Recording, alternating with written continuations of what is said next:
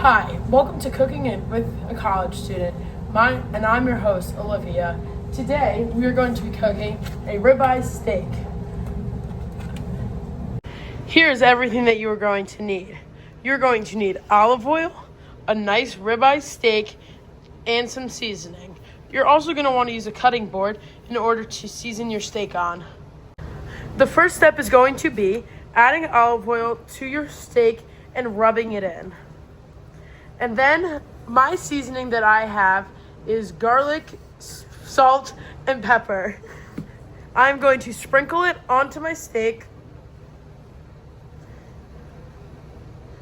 and pat it in. I'm going to do the same thing for both sides. You want your steak to be nice and seasoned. Don't forget to wash your hands because you're handling raw meat. So this is our pan that we are going to be using. We are going to be putting it on a high heat and adding a drizzle of olive oil. You want to let that heat up for about 2 minutes. Another tip is to have your fan on during the cooking process so that the smoke does not get everywhere. Next, you're going to take your steak and lay it into the olive oil. You want to make sure you hear a little bit of a sizzle, and you're going to let this sear for 2 minutes, and then you're going to flip it. I'll come back when it's time to flip. Okay, it's been about a minute and a half, a little less because my pan is pretty hot. You want to see this nice crust that is forming and flip it. It's going to go for about another minute and a half. Okay, so now that both sides are looking the same, you want to try and get a nice sear on the side of the steak. So to do that, you just hold this down and push it down a little bit.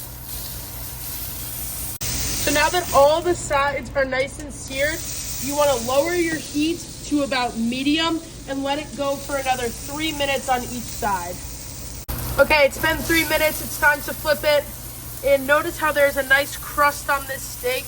We're going to let it go for another 3 minutes about. See how it's a little squishy. We want it to cook a little longer.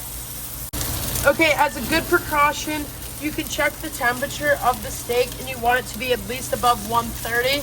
As you can see, it's still climbing. So we're going to grab ourselves a cutting board, turn the stove off, and put it on there. Okay, we're gonna slice into it to see how it looks. Oh, that looks perfect. Nice and medium rare. Okay, I have some flaky salt that I'm just gonna sprinkle on top to finish it up. And that is all for Cooking with a College Student with your host, Olivia.